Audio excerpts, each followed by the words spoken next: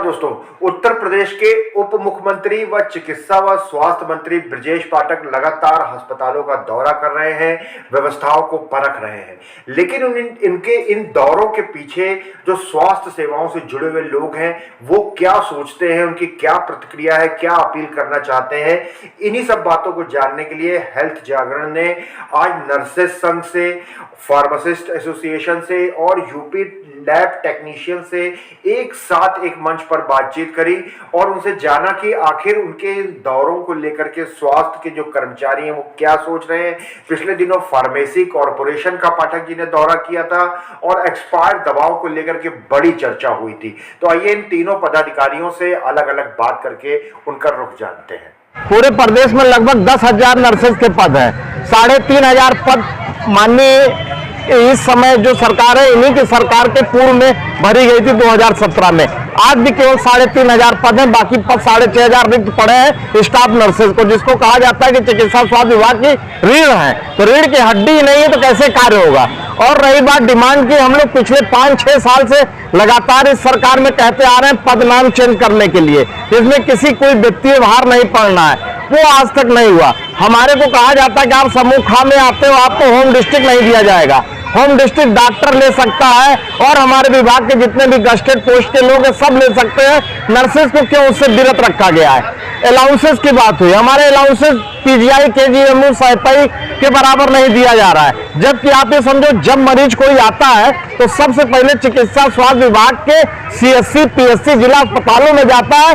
मान लो अगर कोई एड्स पीड़ित भी होगा तो मेरे पास जब आएगा तब हम उसको नहीं जानेंगे वो एड्स का मरीज है, लेकिन केजीएमसी जब जाएगा तब तक उसकी स्क्रीनिंग हो चुकी होगी और सब जान जाएंगे एड्स का है, उसका वो बिहेव होगा। तो सबसे पहले सुरक्षा या सारे भत्ते हमको जरूरी है मिलना, जो कि सरकार में बैठे हुए अधिकारी नहीं कर रहे। 25% कोविड काल का मिलना था अधिकारियों ने, आज तक हमारे विभाग में स्वास्थ्य विभाग के किसी कर्मचारी को 3 महीने का 25% वेतन का नहीं दिया। इस तरह से तमाम समस्याएं हैं जो हम आज भी झेल रहे हैं। माननीय उप मुख्यमंत्री जी पूरे प्रदेश में दौरा कर रहे हैं, हर जगह कमियां दिख रही हैं। ऑलरेडी हम तो कहते हैं जो कमियां आज हमारी नर्सिंग की है उसको जल्दी से जल्दी पूरा करिए, तब आप इसमें दौरा करिए तो और अच्छा लगेगा। मैं के सचान, संरक्षक diploma pharmacist association Uttar Pradesh. जहाँ तक फार्मेसी की बात है, अभी माननीय उप मुख्यमंत्री जी लगातार दौरा कर रहे हैं प्रदेश में और तमाम तरीके की खामियां भी मिल रही हैं। निश्चित तौर पर खामियां हैं, मैं इससे इनकार नहीं करता हूं, लेकिन साथ में ये देखना होगा कि ये खामियां क्यों हैं। जैसे अभी उन्होंने कॉरपोरेशन में एक छापा मारा, उन्होंने कहा और तमाम चीज़ों खामियां निकाली कि वहाँ दवाएं इस तरीके से पड़ी हुई थी, उस तरीके से पड़ी हुई थी। उनको ये भी उसमें जांच में विषय रखना चाहिए कि क्या वहाँ पर उचित व्यवस्था थी उनको रखने के लिए। जैसे उन्होंने कहा कि ये तापमान 40 डिग्री 45 डिग्री टेम्परेचर है और ये दवा में लिखा हुआ है 28 डिग्री, तो क्या जिन दवाओं में 28 डिग्री टेम्परेचर लिखा हुआ है उन सब दवाओं को रखने की उन्होंने 28 डिग्री की व्यवस्था करी है कि नहीं करी है। कॉर्पोरेशन में कोई ऐसी व्यवस्था नहीं है कि उचित तापमान पर दवाओं को रखा जा सके।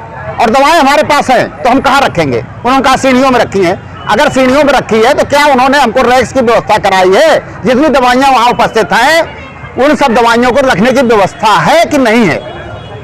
तीसरी चीज, दवाइयाँ एक्सपायर हुई तो उनको खरीदने वाला कौन है। जब से ये कॉर्पोरेशन बना है, इसी सरकार में ये कॉर्पोरेशन बना है, लगातार कभी दवाइयाँ अधोमानक आ रही हैं, कभी दवाइयाँ एक्सपायर हो रही हैं, कभी दवाइयाँ अस्पतालों में पहुंच नहीं पा रही हैं। अस्पतालों से एम्बुलेंस जाते हैं 1 लाख का, वहां आपको 10,000 मिलती है, 5,000 मिलती है।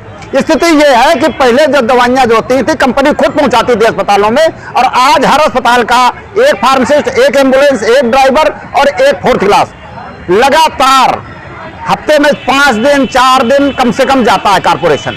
जबकि वही काम कंपनियां करती थी और उसने ही पैसे में करती थी, और ये हमारा इतना मानव संसाधन और सारी चीजें एक्स्ट्रा खर्च हो रही है। इन सब चीजों पर देखना होगा कि आखिर ये क्यों हो रहा है। मैं सुरेश कुमार रावत, अध्यक्ष यूपी लैब टेक्नीशियन एसोसिएशन। आज हम लोग यहाँ भंडारे के रूप में इकट्ठा हुए हैं।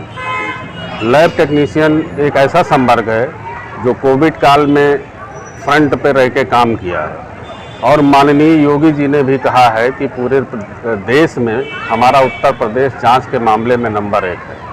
हमारे 3,000 लोगों ने पूरा प्रदेश में जांचें की और कुछ संविदा के कर्मी भी साथ में जांच किए, और नंबर 1 पे पहुंचा दिए। इन सबों के बावजूद, और इसमें तमाम लोग हमारे शहीद भी हुए, तमाम कर्मचारी मेडिकल डिपार्टमेंट के शहीद हुए, और उसका खामियाजा ये है कि सरकार ने कोई प्रोत्साहन जो दिया वो भी नहीं दिया, और जो मांगे हम लोगों की हैं, खासकर लैब टेक्नीशियन की वेतन विसंगति और इसका कैडर रिव्यू और नाम परिवर्तन, 3 महत्वपूर्ण मांगे हैं जो शासन द्वारा मान भी ली गई हैं, इस पर समझौते हो गए हैं और ये कैबिनेट डिसीजन के लिए मात्र बाकी है, फिर भी जो है नहीं किया जा रहा है। इसलिए माननीय योगी जी से या मुख्यमंत्री जी से अपील है कि मेडिकल डिपार्टमेंट के कैडर्स की जो भी समस्याएं हैं, खासकर वेतन विसंगति और कैडर रिव्यू आदि, ये तत्काल पूरा किया जाना चाहिए, क्योंकि माननीय हमारे मंत्री ब्रजेश पाठक जी हुए हैं और ज़मीनी नेता हैं। हम लोग उम्मीद करते हैं कि हम लोगों के साथ न्याय करते हुए हमारे लोगों की मांगों को वो पूरा कराने का काम करेंगे। और जो हर कैडर में जो कमियां हैं, कमियां का मीन्स ये है कि पदों की कमी है, काम ज़्यादा है, तो पदों की कमी को पूरा करने के लिए नए पद सृजित किए जाएं और उनको तत्काल भरे भी जाएं।